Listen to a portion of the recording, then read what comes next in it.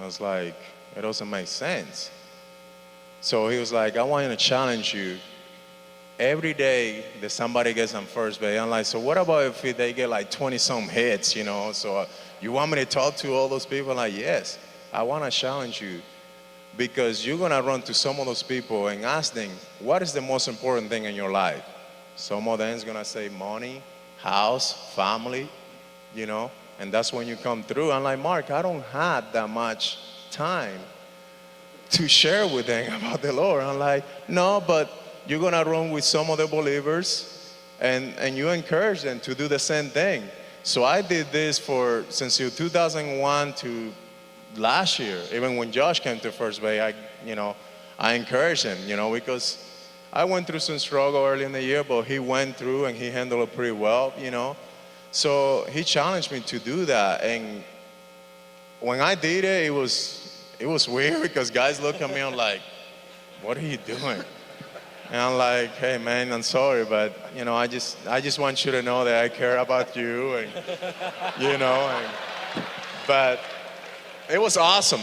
And I mean, he still challenged me, and I love it because I even took it to batting practice. That's when I started doing it the most because I have more time, before the other team take BP. So really, I start, sharing as much as I can, and sometimes I was like, man, I hope they don't hit a ground ball, so this guy can stay here a little bit longer, and maybe he can ask me a question. But what was good, the next day, I would have gone, if we play a 3-game series, I would have gone, and then I picked the conversation back then. I would have given a book, and and the back of the book, it was the email about, my friends, and if they wouldn't have any questions. So it was awesome, man. And just to know that,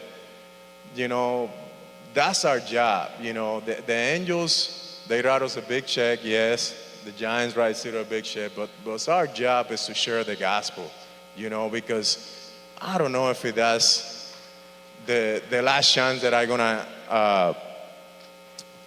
have to talk to that player. So I try to take advantage, and I don't know what's gonna happen to me in the next 5 minutes. I wish I can read it, but I don't know what's gonna happen. So I don't wanna waste that time.